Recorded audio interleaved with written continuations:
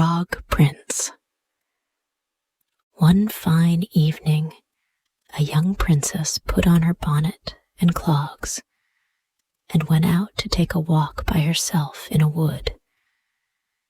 And when she came to a cool spring of water that rose in the midst of it, she sat herself down to rest a while.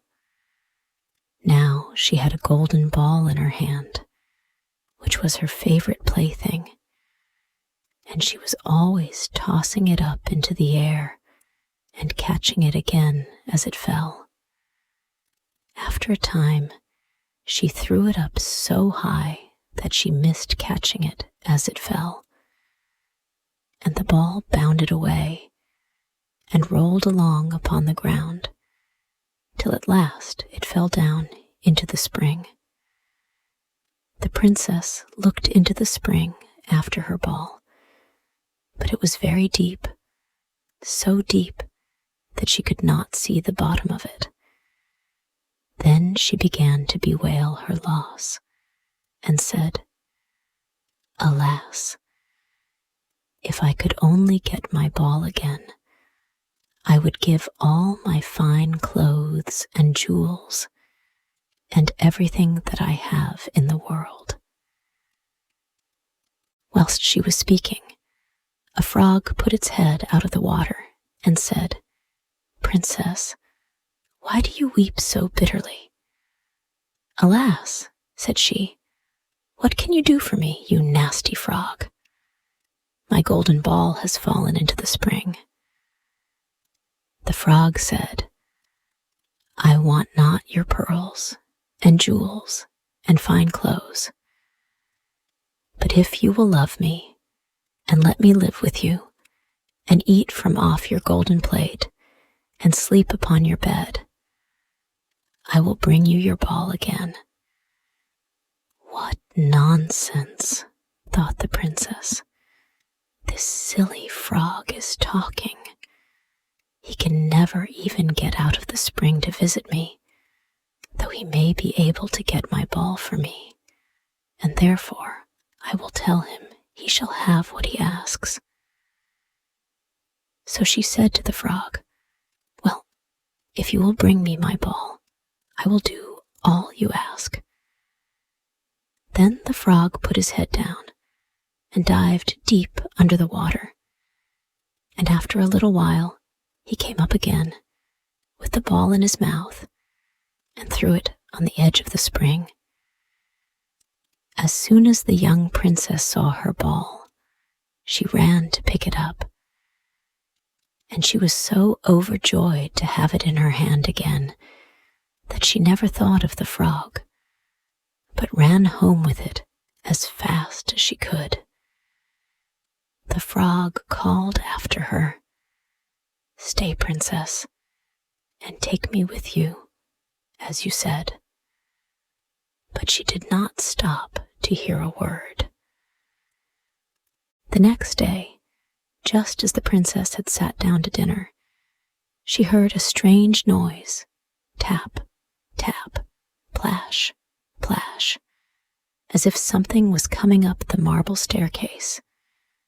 And soon afterwards, there was a gentle knock at the door, and a little voice cried out and said, "Open the door, my princess dear. Open the door to thy true love here, and mind the words that thou and I said, by the fountain cool in the greenwood shade." Then the princess ran to the door and opened it, and there she saw the frog, whom she had quite forgotten. At this sight, she was sadly frightened, and shutting the door as fast as she could, came back to her seat. The king, her father, seeing that something had frightened her, asked her what was the matter. "There is a nasty frog," said she, "at the door, that lifted my ball for me out of the spring this morning. I told him that he should live with me here, thinking that he could never get out of the spring. But there he is at the door, and he wants to come in.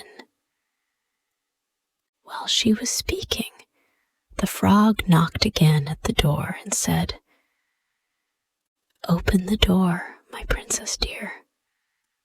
Open the door to thy true love here, and mind the words that thou and I said, by the fountain cool in the greenwood shade." Then the king said to the young princess, "As you have given your word, you must keep it. So go and let him in." She did so, and the frog hopped into the room, and then straight on, tap, tap, plash, plash, from the bottom of the room to the top, till he came up close to the table where the princess sat. "Pray lift me upon chair," said he to the princess, "and let me sit next to you." As soon as she had done this, the frog said, "Put your plate nearer to me, that I may eat out of it." This she did, and when he had eaten as much as he could, he said, "Now I am tired. Carry me upstairs and put me into your bed." And the princess, though very unwilling, took him up in her hand and put him upon the pillow of her own bed, where he slept all night long. As soon as it was light, he jumped up, hopped downstairs, and went out of the house. "Now then," thought the princess, "at last he is gone, and I shall be troubled with him no more." But she was mistaken, for when night came again, she heard the same tapping at the door, and the frog came once more and said, "Open the door, my princess dear. Open the door to thy true love here, and mind the words that thou and I said, by the fountain cool in the greenwood shade." And when the princess opened the door, the frog came in and slept upon her pillow as before, till the morning broke. And the third night he did the same. But when the princess awoke on the following morning, she was astonished to see, instead of the frog, a handsome prince gazing on her with the most beautiful eyes she had ever seen, and standing at the head of her bed.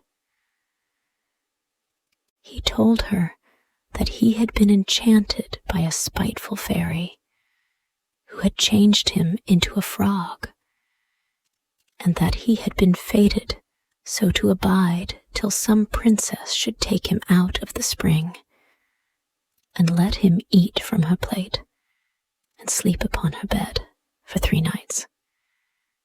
"You," said the prince, "have broken his cruel charm, and now I have nothing to wish for but that you should go with me into my father's kingdom, where I will marry you and love you as long as you live."